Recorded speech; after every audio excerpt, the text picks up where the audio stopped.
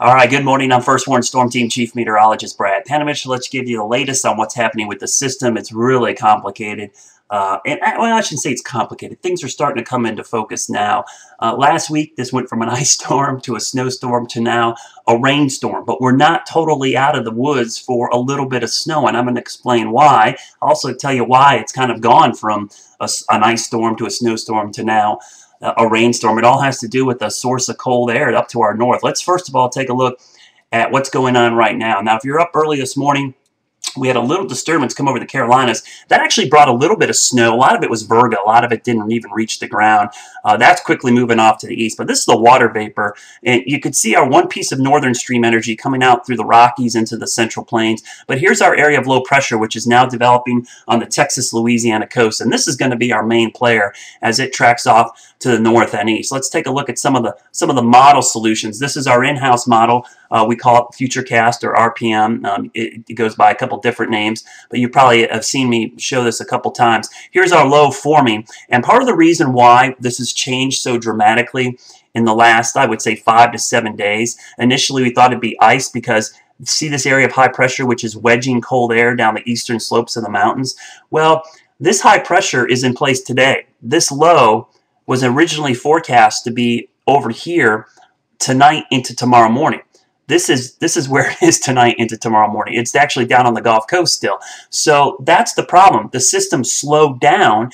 Because it slowed down, this area of high pressure, which is our source of cold air for winter weather, it's not waiting around. It's moving east. It's heading off into the Atlantic. So it's not going to wait around for this system. Because this system took longer to develop, we're losing our cold air source. It's moving off to the east. Now, typically, you can sometimes get these lows to produce their own cold air if they wrap up really good, but the problem here is the track is a little farther inland as well. So two things have changed. We've got no cold air source to the north, and the low is tracking further inland. And let me show you how that unfolds. We'll put this into motion. Here's our low cranking up. Watch the Carolinas. There goes our cold air. It's moving out, but some's going to get trapped in the mountains and foothills. So I still think we're going to see a little bit of snow in the mountains and foothills, and I think this is probably a little too warm. Because the low is actually right on the coast with this one, so there should be enough cold air, especially at elevations above, I would say, 2,500 feet, that this is going to stay a wet snow.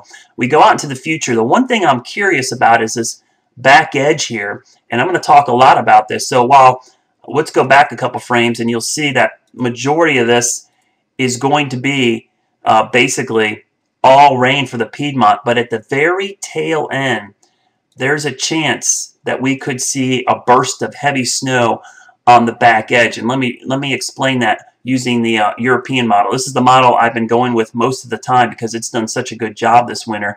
Here's our low developing. This is Tuesday morning, so notice it's still to the south of us. The high is gone. It's actually over here now, over the Atlantic. This is why we're not going to get as much snow with this. As we go into Tuesday afternoon, this is Tuesday night. Let's put it right here. This is a Tuesday night.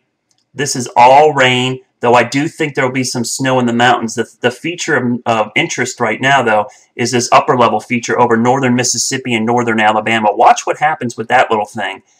It starts to move over. So notice how this is the blue line. This is the rain-snow line. Starts to wrap back around the backside.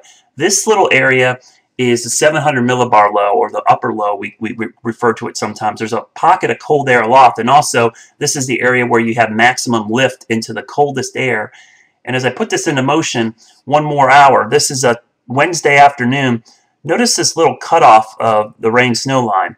That is likely the upper level low. That's a pocket of cold air aloft, which is going to move right over us. So likely what's going to happen in this situation, most of Tuesday night into Wednesday morning, it's a cold, cold rain. Into Wednesday afternoon and Wednesday evening, it's going to be pouring rain, about 38, 39 degrees. All of a sudden, this little upper level low with cold air aloft drops right over us. The temperature drops to 35, 36, and we go from a rain to big, fat, wet snowflakes that are going to be falling vertically, straight down, probably right over us as this moves off to the east. And there's going to be a quick burst of snow at the tail end before the system pulls away from us. So that's the time that I'm watching carefully for a change back to a little bit of snow. So that's clearly the time that we're watching right in here. We'll put it back a couple times. And notice too how the low is tracking much further inland in the European model. Now this doesn't happen very often, but part of the problem here is this thing is so slow and it starts cranking up.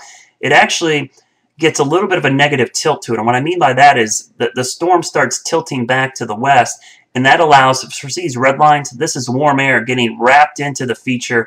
And strong low pressure centers will sometimes do this S configuration. You see that S shape where the cold air actually wraps all the way around to the south and the warm air wraps all the way around to the north. So in odd situations like this, you can get snow south of where you are while it's rain to the north. I mean, right here, this is snow over northern Georgia, upstate of South Carolina, into the Piedmont of North Carolina, while it's likely raining in western Virginia. So, I mean, this is the odd thing about a system that wraps up this tight. It pulls in so much warm air up here, then pulls cold air in on the backside, and then the system moves away. So let's take a look at the NAM model. This is a similar setup here. Let's go back a couple. This is today. Let's go back to the beginning. Okay, there's the cold air over us right now. That's the high that we wanted to be over us if we wanted to see snow. Problem is, it's out of here by the time the low forms down here. The low starts to track up here.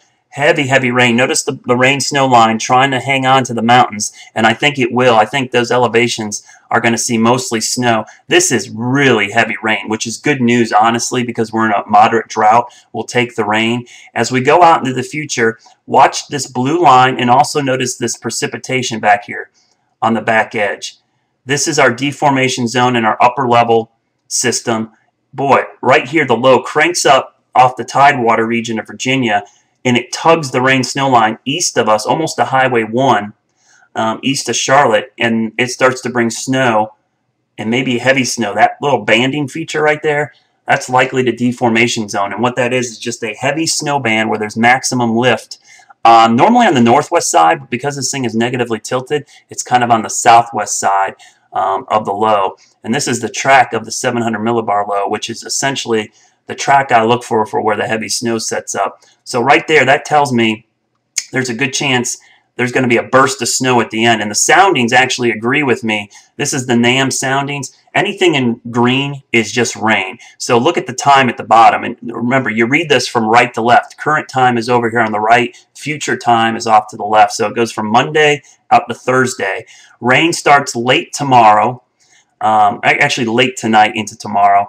And it starts going out. It's all rain. It's all rain. And then look what happens Wednesday evening. There's a burst of heavy snow. In fact, that's almost 2 inches of wet, heavy snow for about a 3-hour period.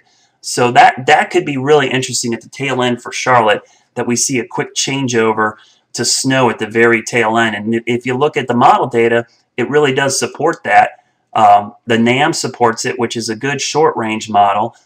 It tends to get crazy sometimes with the moisture, but the thermal profile, we call it, or the temperatures, I actually like. And then when you look at the European model, which has been consistent, it does the same thing. It brings this little burst of snow at the very tail end. So kind of the moral of this whole thing is we've gone from an ice storm to a snowstorm to now a big, big rainstorm. And this isn't going to be pretty. I mean, to say this thing's going to miss us is kind of, I think, underplaying the fact it's going to be windy, wet, and cold. It's just not going to be all snow for Charlotte.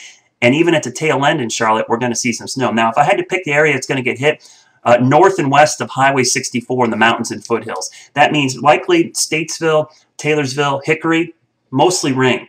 But just to the north of there, probably into Wilkes County, Lenoir in Caldwell County, Morganton in Burke County, all the way into the mountains, it could be a wet, heavy snow. And we'll have to watch this carefully, because if it stays snow there the whole time, this isn't going to be like a powdery snow. It's going to be that wet, sticky, kind of cement-like snow that'll stick to all the tree branches. And it's so heavy that it could bring tree limbs down. So we'll have to keep an eye on that. For us, it's heavy rain. We could see 2 inches of rain out of this. And that's why I still am watching it carefully, because 2 inches of rain, if that was to be all snow, is 20 inches of snow. So we got to watch that rain-snow line. I don't think it's going to come in, but when you have this much moisture and the temperature's that razor thin from rain to snow, any little change could mean you go from a heavy cold rain to just an absolute dumping of snow. So that's the latest. I hope to keep you up to date throughout the day. Of course, I'll try to make it clear as we go into the evening hours. That's the latest right now. Hope you have a great Monday, and send me a tweet or Facebook post if you have any questions.